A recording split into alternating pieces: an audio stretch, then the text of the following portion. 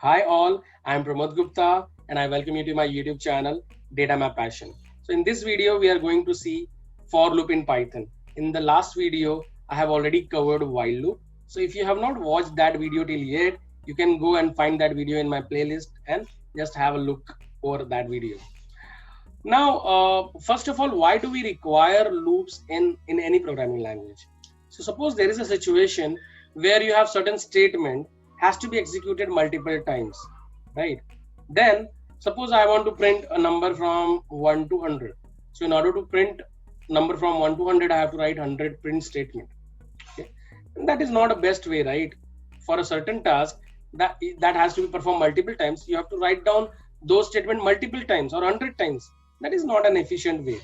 So the creator of Python has given you a way to do the same task using a loops, right? So they have given you while loop, for loop. So in this video, let's see for loop, right? So say for example, you have a week list here, defined it here. So list I have not covered till yet. That is going to come in my future video. But till now, assume it's a collection of certain items. Okay. So suppose a week list is defined here like this: Monday, Tuesday, Wednesday, Thursday, Friday, Saturday, and Sunday. So you have 7 list of strings defined in a week list. Suppose you want to iterate them one by one. So when I use the word iterate, it means that access the data one by one. So suppose you have defined a for loop. So in order to define a for loop, this is how the syntax looks like. Use a keyword for, give a intermediate value or a variable, say day, and use a keyword called in, and then a list. So you have to, so how this is working, okay? Just try to understand that. So you have a list. This is your 7 list. Your loop will try to take one value at a time. So Monday will be picked first and will be put here at a day variable. Okay. So at a first iteration, Monday will, so MON, that is Monday, will be picked and stored in a day variable. And then your cursor will go here. It will try to print this current day and then the value, current value of day variable. So current value of day variable is Monday.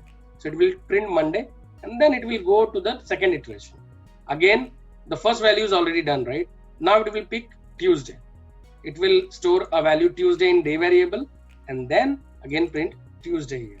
It will go to the third one. It will take the third one where is assigned to day variable here, print this wed here. Similarly, Thursday, Friday, Saturday, and Sunday. It will take, assign into day variable and print. So your list is over, right? Then your for loop will exit and finally this statement will be executed. So if I execute that, you will see this one.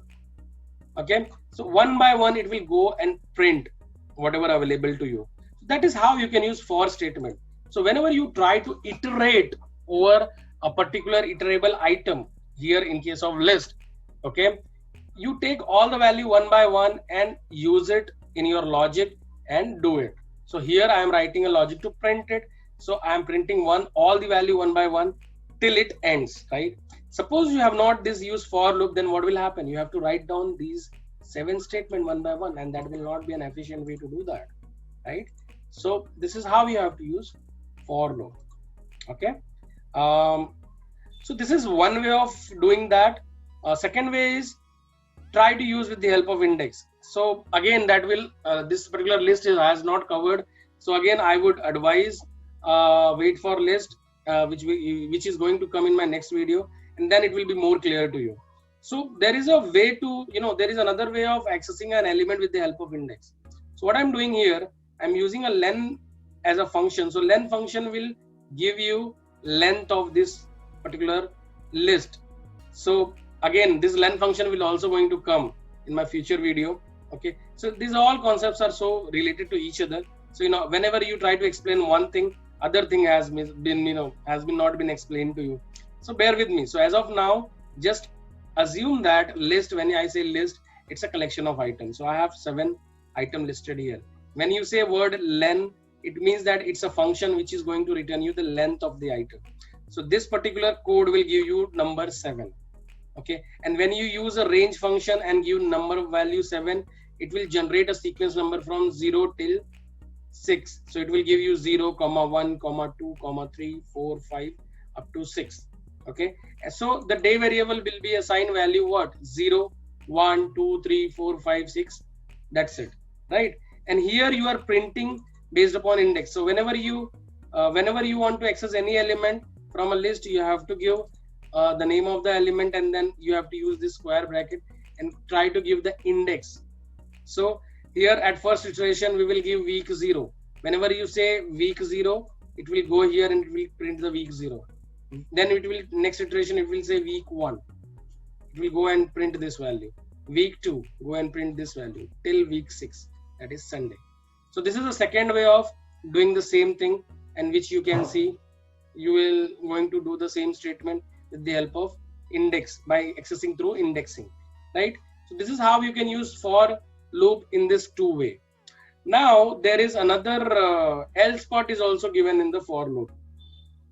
Okay, so suppose if you want to execute this for loop with else statement, so what happened actually, once your for loop executed for all your condition is met, right, finite number of times, suppose here you have to execute your for loop till 7 element. Once you do that, at the end this else block is also get executed. Okay, so the else statement is executed only one time once your complete loop has finished iterating over the list. Okay, so if I execute this code, everything is same, just I want to show you the else part. You can also use else part inside a for loop. So everything has been iterated and printed, and then at the end it has shown all days are printed as a part of else block, and it has executed, and then finally loops end. So this is how this particular code or for loop has worked with else statement. Now whenever you use break statement, again break statement has been coming in my next video, but try to understand it here. Focus on for loop. Okay, so whenever you use break, it means that you have to terminate your program. Whenever you use break statement, this else block won't get executed. So your else block will get only executed if your for loop has executed for all the elements for which you have asked to execute it. So you have 7 elements here. If it executed all the 7 elements, your else part will be executed successfully like this. But if you use break statement, so the function of break statement I'll tell you in advance here is, whenever you use break statement, your code will come out of a loop. So whenever you are explicitly asking your code to come out of a loop based upon certain condition, your else part won't get executed. So I hope that this for loop clears to you. And again, if you like my video, please hit the like button, subscribe to my channel, and share with your friends. And the code is given in my GitHub profile, GitHub repository, and the link is given in the description section of this video. So please have a look, and thanks for watching.